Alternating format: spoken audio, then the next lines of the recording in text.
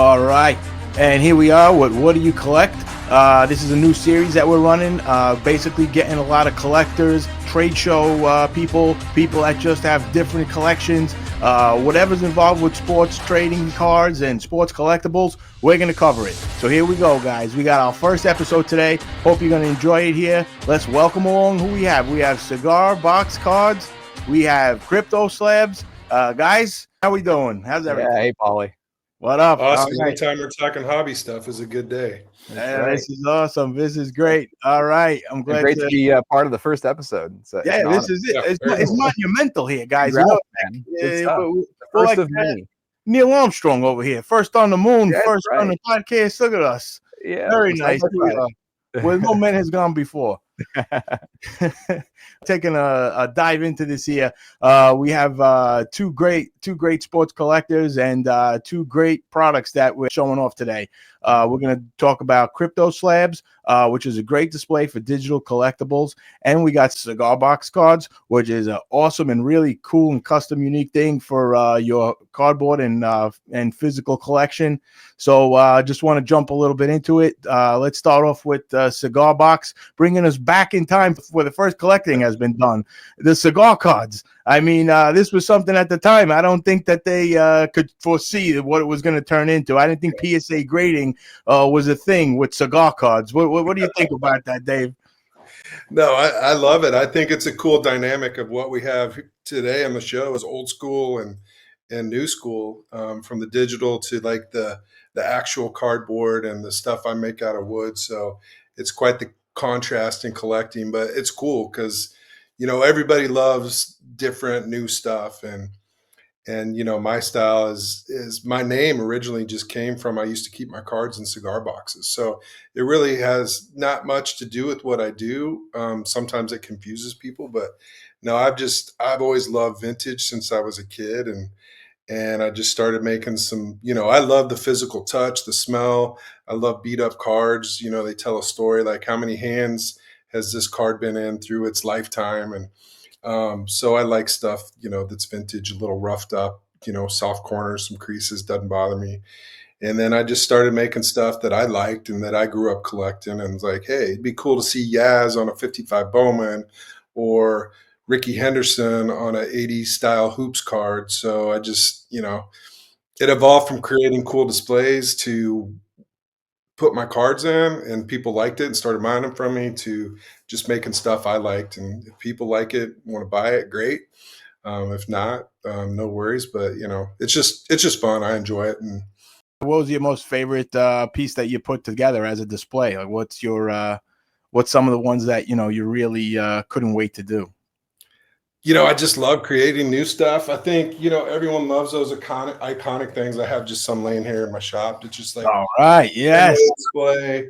You know, the green monster. You know, you may not be a Red Sox fan, but you love the green monster. And awesome. You know, Yankee stuff, Wrigley stuff is cool to make. So it's just awesome. Like it changes every day. What, you know, I grew up with the Royals. I'm a Royals fan, so they're obviously a little more modern, but you know, gets into the 70s, 80s stuff. But my favorite part is when somebody comes to me with an idea, like I just sold this one that was a custom, and it's like the 55 Bowman. So he wanted to display for his 55 Bowman, so I made one to look like that. And that's the fun part, is just creating what somebody envisions and wants to put their collection in.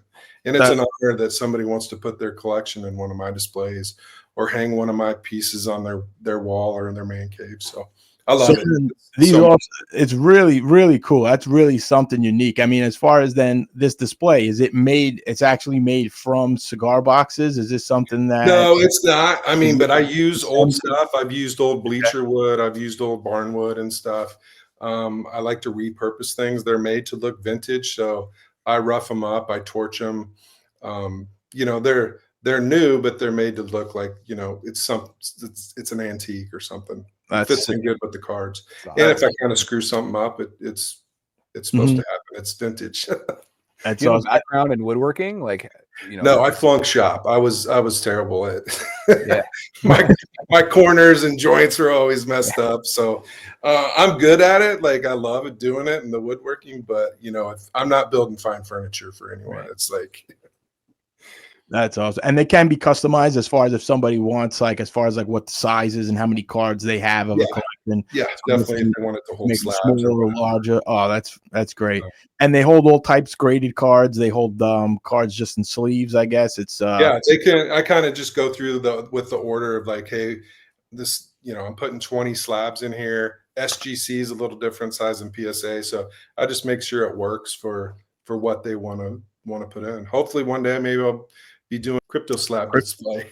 Hey, listen, that's something. Nice Yeah. segue here. Look at this. Look at you guys running away with this here. Segueing right into our CryptoSlabs. Come on, Nick. I took one look at your products and was like, interesting. We might have a little future partnership to discuss. Yeah, really. They're really, really cool, man.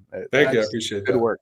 That's something, and especially because it's pretty interesting, like with the digital, as you guys know, with NBA Top Shot and NFL All Day, they have a lot of run it back and a lot of like heritage moments. So this is something that would be really neat. I just come into my mind and kind of throwing it out there, something to take like one of those old time sets where it's like.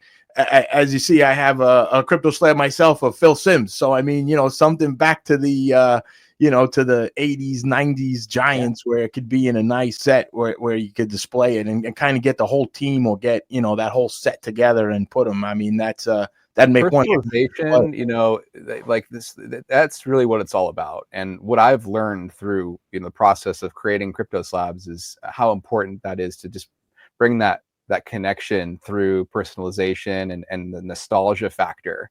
And Cigar Box, Dave, you get it. Like, and I'm looking to do more of that with CryptoSlabs. There's a lot of personalization and customization options that are kind of capable with this product. And just seeing your product again, it's like, oh man, like this is something that we could definitely come together on a new product to get with. So but yeah, personalization, man, it's what it's all about. Exactly. And Nick, with the CryptoSlabs, like what gave you that first spark? Like what got you into collecting, and what got you into just saying like, you know what, I'm tired of going onto my phone, tired of opening my laptop to see my collection. I need this right here on my desk, or I need to see this, right in my living room while I'm watching the game. So what brought you to that point? Yeah, no, for sure. And I've been collecting since I was a kid, like most of us have, digging through my dad's, old shoe boxes of his old baseball cards and things like that. I'd say my first experience with collecting was, I don't know if you remember, like the old Fleer Marvel X-Men, like in the early 90s. Well, then the gold package, was that the gold one? Yes, 92, 93 Fleer X-Men. Yes. That was like my first spark to collecting, at least like cardboard, like cards. They're almost like painting, right? They're like an artistic. They had a really cool, like a unique style. They're still, as far as I know, like a pretty like sought after, like that 92, 93 series. It was my first intro to like holographic cards, how special they were and kind of rarity. So as a kid, that really like resonated with me pretty early on. And of course, I'm a kid. I like Marvel, I like superheroes. So naturally I gravitated towards that, like kind of early on. And then, baseball cards. I was a big sticker junkie. So any baseball cards deck that had stickers in it, like that was my thing. And then, like I was a big hockey fan growing up in Southern California, big Kings fan, being eventually Ducks fan. So I got into hockey cards as well. And then, like most, my generation, Pokemon was a big thing too. So collecting Pokemon cards. And that was honestly like one of my first introductions, as maybe many, to like, not only is it a collectible card, but this can also be a game. There's kind of like added value to it.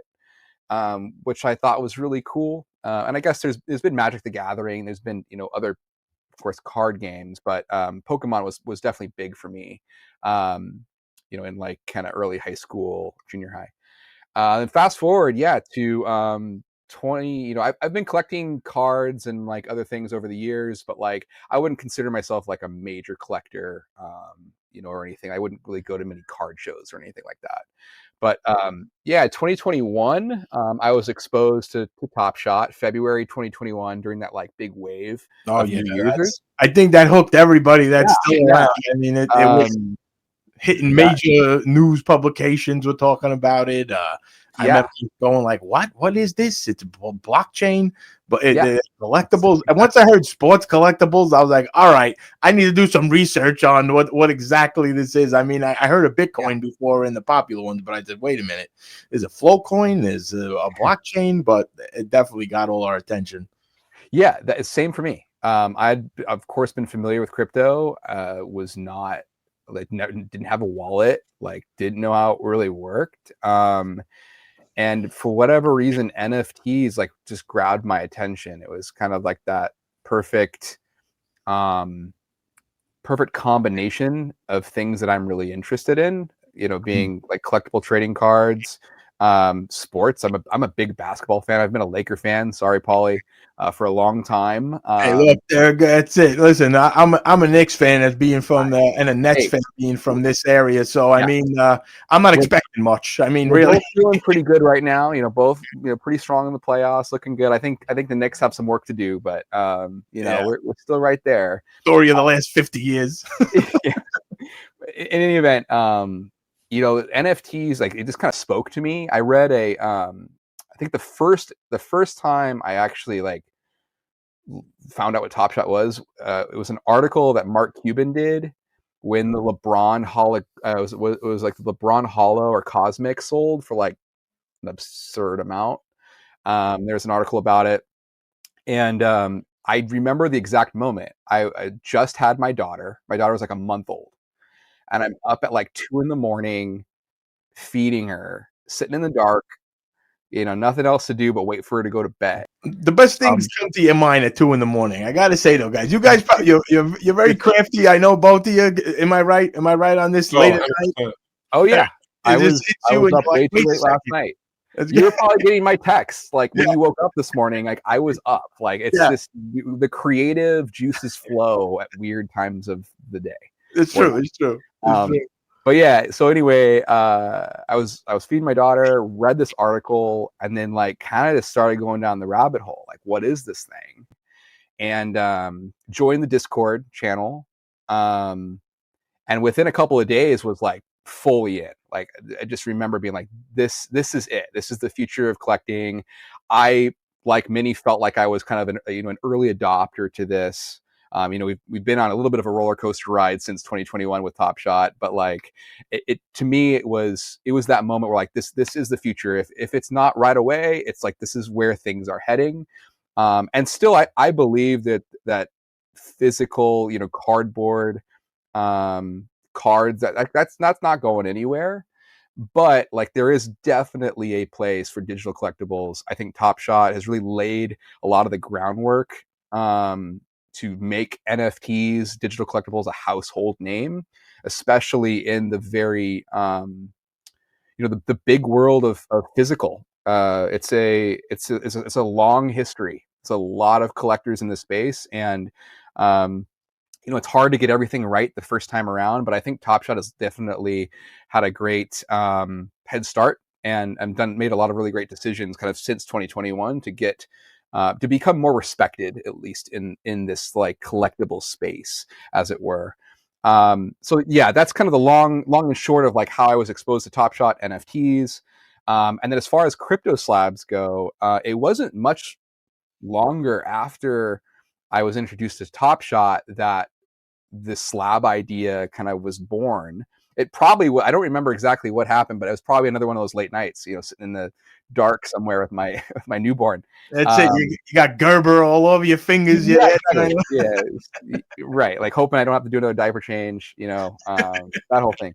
But yeah, I think you'd kind of mentioned it, Paulie. Like, I'm flipping through my phone, looking at like my small but like starter collection, trying to complete the Cool Cat set as most everybody was doing, and feeling really proud and excited like when I would pull a trigger on a big moment. And then after that's kind of like, well, where is it? It's like, okay, it's on my phone.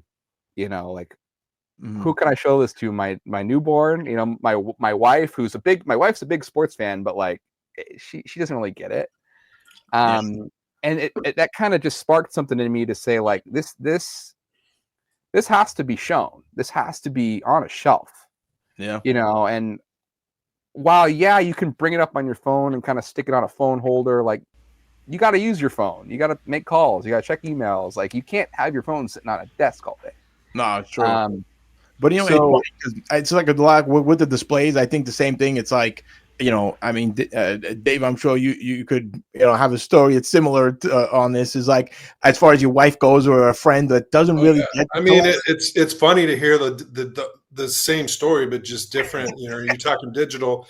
Yeah. I'm the same way. Like, your physical card, to me, was like, instead of sitting on your phone, it was sitting in a binder. Like, I want to see it. I want to be able to look at it whenever I want, and not have to flip through a binder. Now, binders are cool and everything, but same exact kind of thing, just different product. And then how does the family look at it that way? I mean, as I'm sure, as we were saying, his wife wasn't sure. But as soon as you put it out, they're like, "Oh, okay, this is cool." But otherwise, when you're like, honey, I gotta go to a trade show, or I got another strange package arriving at the house. They're looking at. Other than I've taken over every room in the house almost. Yeah. Yeah, I'm relegated to my garage right now, which I'm very proud of my little, slab lab, as I call it. I think you're on the West Coast. Here in New York, I only got 6 months to stay out in the garage. Otherwise, I'm freezing to death out there. Right? Yeah. Unfortunately, I'm down in Southern California, so we got good weather out here. But I mean, as far as the product goes, I've got one or two on my desk, just as inspiration. Of course, I like looking at what new moments I have. But yeah, I felt like there was this product demanded to be displayed. Just like a sign, a Mickey Mantle, demands to be displayed. A Michael Jordan, just like your signed jerseys. So that that seed was planted. I started to kind of conceptualize what that would look like, and I did come across Infinite Objects, kind of around that time. I go, oh, cool. Like, there's something that exists. And they were, kind of working with Top Shot on creating like a display. I first to admit, I was a little butthurt when I saw that, because I was like, damn, I wasn't the first one to it. But I did kind of realize that while Infinite Objects is, it's a great display. I have a couple of them in my house. I have my wedding video on Infinite Objects. I just felt like there was still something missing. And it again kind of goes back to what we were talking about earlier about personalization. I feel like that serial number is so important, that rarity factor, that like one of one feel, that Infinite Objects just didn't really like hit home. It didn't feel like it was really a collectible product like you would see at a card show. It felt more of something like you'd put on your fireplace mantle, or which again, I think there's a purpose there, but like I still felt like there was a market that needed to have something more similar to a traditional card slab. I could segue right into one of mine if you want to take a look. This is Jalen Brunson Legendary that I have. Basically, up close on it, it just has all the detail up top, and able to display it. It keeps it on loop, so basically it'll keep playing. As the ones that I have in the background here, it's really cool, really unique to make it more personal and make it more specific as a custom collectible. So that was kind of the really what was that seed that was planted. I didn't know where this was going to go. It was an idea that turned into kind of like a nighttime hobby to distract myself from like, okay, like I got to put dad mode aside, and just kind of focus on like that creative outlet. And it just kind of grew and grew from there. Lots of different iterations, lots of late nights, lots of frustration. But I think like what was fun about it is, again, it was just a hobby. It was just a creative outlet at the very least. It was something to get excited about. And if it was something that I built for myself only, so be it. So yeah, I mean, that started like 2021. I would say like mid 2021 is when CryptoSlabs was kind of born.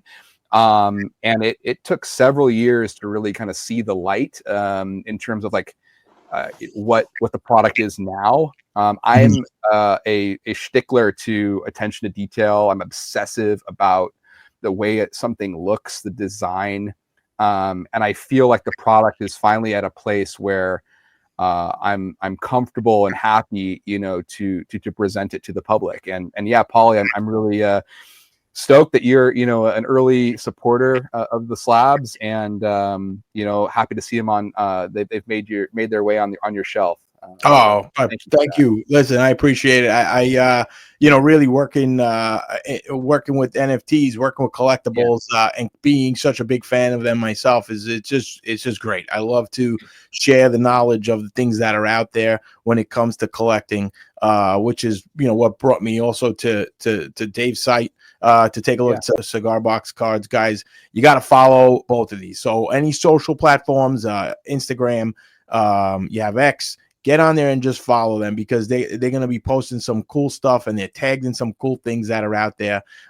These displays are just so unique to your collection, because a lot of times it's you really enjoy to collect things and you have them, but once you have them, it's like everything. It's like you have it, you put it in a box, you put it away, and it's just you forget you even like why did I buy it? Like, why was I so obsessed with getting this rookie card, and why was I so chasing this one player, and I bought every card I could of them that came out in their first year as a pro athlete, and then they stood in the box and I forgot all about it. It's like, I'm sure Dave added your frustration of that sometimes, of like, why did I buy something? Like, to you, what's something that you purchased and you were like, this thing has been hiding so long that I got to do something to bring it out? I mean, you got to have something in your collection that you were like, this has been away too long, and I bought this for a reason. Like, what's something that you have that you think that? Well, I'll tell you what I do. I love cards with tape marks, like old Bowmans from the 50s when they had like kids taped them in a scrapbook, because you can't recreate that tape mark look.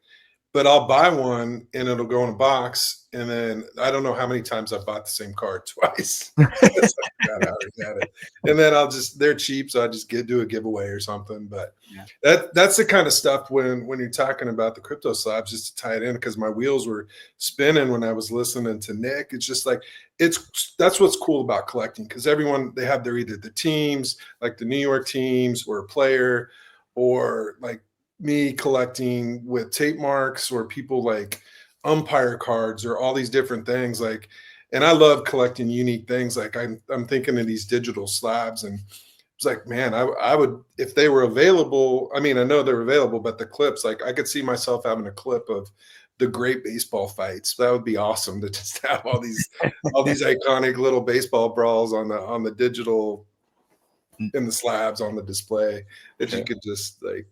There's the potential is like limitless. It's crazy. Yeah. I'm gonna have to talk to you about this. I do have the reprint, if you remember, from the 90s, the Mantle reprint by Topps. It's like every mantle card that came out through Topps, but then they did a whole reprint. Now, after seeing this, I'm definitely gonna be talking to you about some sort of display for that, because I got that whole collection. But I think it would be something really cool to put on something custom of. That's probably the number one thing I make, is like player displays to do their Topps run, whether it's Campanella or Mickey Mantle or Kobe Bryant or whatever. And those are cool, because those are special to that individual and the player that they've spent so much time and money on collecting. So yeah, I love making those. I definitely I put my heart into them too, because it's like it's how I'd want it to look on my wall. So it's they're so fun to make. So I enjoy doing it for sure. So I'll definitely take care of you. All right, this is awesome. And what do you say as far as like going to any? Have you been to trade shows, or have you been to any interaction with the public and kind of just as we had a couple events that I had been to out on the streets of New York, kind of showing some of the digital collectibles recently. I want to talk a little bit about just like that first interaction with somebody. So it's like, if you could share a little bit of anything that you've come into contact with, as far as in a trade show or in something where you were able to get someone's reaction for the first time on that. I haven't been. I go as a collector. I go to card shows and trade shows all the time, and it's just to find stuff I like. I don't really push my product, but I think like I just did a big project for LaGrange College. They wanted baseball cards of all their alumni, so I did a 42 card set, and it's just cool that people find me that way and like my style, that they want to do. I didn't do a display, but I also, I make cards, custom cards, so. It's just, I love, people just randomly, even if they aren't buying anything from me, will, send me a message through IG or X and just say, hey, I enjoy seeing your posts, man. They bring me back. I love the look and I love your style. And that's just so cool to hear, because I don't really care if you buy anything or not, but just that people are enjoying the content and the look of stuff. And it takes them back to that nostalgic feeling from when they collected, or watching a player or opening a pack and they got that player card that they wanted. So I think that's why people love the hobby so much and get back into it, and all ages enjoy it for sure. Yeah, it's true. They say how much nostalgia, I guess, is brought into advertising and selling. I mean, plenty of things. I mean, it depends what decade you grew up in as a teenager, but how many times I've watched things from the 80s just because I'm like, yeah, I remember that. That was 40 years ago when I was and all of a sudden I'm watching an 80s marathon on late night TV, and I'm going like, why am I watching The Breakfast Club at this hour? I've seen the movie 100 times, but whatever. It's on. I enjoy this more than most of the movies that come out today. So nostalgia is definitely something that. Yeah, and this is the item I have that brings me back. Oh, I got that when I went into a sporting goods store when I was a kid, and was like, how much for the display? And they're like, well, we're sold out of the shoes. You can have it for $15. And I've carried that thing around for. That's awesome. And I still love it as much today as I did when I got it. But yeah, you know what? That's it though. You got a story for it. That's the fun with collecting. Everything you kind of collect and you consider it like something personal and you're proud of it. There's a story attached to it. There's a reason why you have it. And that's why I love that these displays are just something that everybody could keep showing their stuff off. Physical, digital, a crazy future ahead of who knows what'll happen next. So I just appreciate you guys both coming on today. We're going to be posting all the details about where people could find your info to get more on you and what you guys are doing for the communities out there of collecting. So just really appreciate this. Episode 1. Guys, I hope you enjoy it. This is just some of the great stuff out there of being a collector and all the sports out there. So we're going to keep finding out, what do you collect? So tune in and stay tuned, guys. Appreciate it. Thank you. Awesome. It was an honor. Take care. Thanks so much. Thank you, guys.